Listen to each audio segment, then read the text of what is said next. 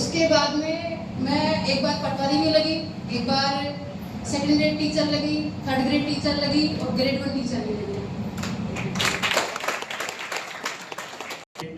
एक साथ हो जाती है तो मैनेज करना काफी टफ हो जाता है। साथ साथ चलती रहती है कोचिंग, तो उस टाइम पे उनको कैसे क्या तैयार करें जो साथ साथ होती रहे। यहाँ से पढ़ के जाने के बाद में जो भी चीज़ आपको पढ़ाई गई है उसको एक बार थोड़ा सा रिवीजन कर लो, 2-5 दिन में देखते रहो और अपने आप को ट्रैक करते रहो सिलेबस के हिसाब से कि कौन सा पार्ट हो गया, कौन सा नहीं हुआ है, उसके हिसाब से अपने आप को देखते रहो। खुद से झूठ नहीं बोलना है कभी भी, क्योंकि हमें खुद पता होता है कि हम कितने पानी में कितने, ना तो कोचिंग बता सकती है ना यहाँ के टेस्ट पेपर बता सकते हैं।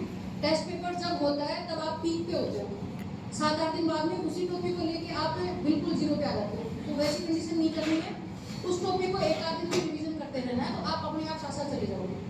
और एक बार सिलेबस पूरा होने के बाद में आप लोग डेली से डेली थोड़ा सा टफ टारगेट बना के उसको अगर पूरा कर लोगे तो संभव हो जाएगा आराम से।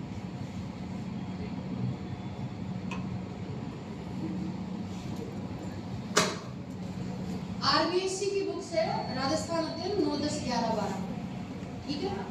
क्वालिटी में एक आध बुक्स आरबीएससी की आती है जो अपने राजस्थान बोर्ड के हिंदी मीडियम के बच्चों के लिए, इंग्लिश मीडियम के बच्चों के लिए चलती है ना, वो वाली बुक्स है। उनके अलावा अगर उनसे फ्री हो जाओ तो फिर थोड़ी स्टैंडर्ड बुक्स आती है, उनमें कर लो। बाकी ऐसा कुछ नहीं है, आप जब कोचिंग के दिए हुए चीज़ों को भी ढंग से पढ़ लेते हैं, यहाँ की कोई टेस्ट बुकलेट होती है और कोई टेस्ट पेपर होते हैं, तो अपना इतना बन जाता है कि काम चल जाएगा आराम से।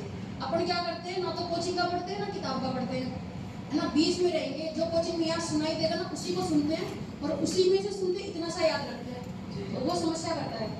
अगर अपन ईमानदारी से थोड़ा बहुत जो अपनी बेसिक बुक्स है उसी के आसपास अपने आप को रखेंगे ना तो काफ़ी चीज़ें सॉल्व हो जाती है उससे। तो ये चीज़ है।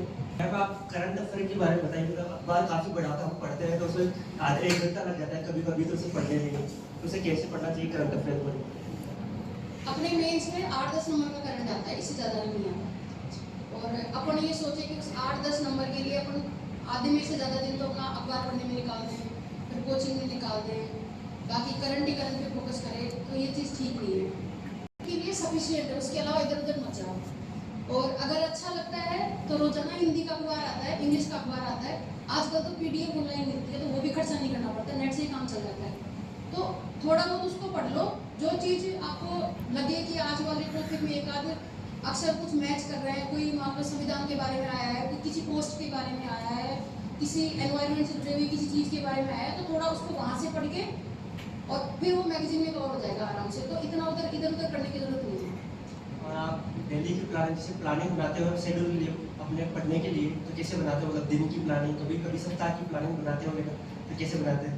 मैं बता दूं, मैं पहले से जॉब में हूँ तो मेरे को इतना ही टाइम मिलता है, 7-8 दिन का बता देती हूँ मैं भाई, 7-8 दिन में डिसाइड कर लेती हूँ कि इतने पन्ने खत्म करने हैं, वो हो जाते हैं आराम से और उसी के हिसाब से अपन चलते हैं। तो आप जैसे यहाँ कोचिंग में हो, थोड़ा घर जाके फ्री रहते हो, तो अपना 20-20, 25-25 मिनट का शेड्यूल बना लो कि आज इसमें ये पढ़ना है, इसमें वो पढ़ना है, इसमें वो पढ़ना है, उससे बेटर हो जाता है। आंसर राइटिंग आप कैसे करते हो? मतलब आंसर राइटिंग तो कभी कभी दिक्कत आती है, कंटेंट याद नहीं हो पाता, उसको कैसे लिखना होता है? जब भी कुछ लिखना होता है संबंधित टॉपिक को 3-4 बार पढ़ो, कम से कम 3 बार तो पढ़ो, फिर उसको अपनी लैंग्वेज में लिखो और फिर उसके बाद में उसको खुद पढ़ के खुद ही उसमें कमी निकालिए अपने को कि मेरे को ये वाला ठीक नहीं लगा, ये वाला ठीक नहीं लगा। धीरे धीरे 10-15 बार अपन लिखेंगे ना आंसर, अपने आप ठीक हो जाता है सब कुछ। लिखना पड़ेगा, अपन सोचे ना कि एक ही दिन में अपना सारा कुछ सही हो जाएगा, कभी नहीं होगा। और एक दिन धीरे धीरे छोटे छोटे टॉपिक पे अपन लिखना चालू करते हैं तो एक दिन वो सही हो जाता है अपने आप। Thank you.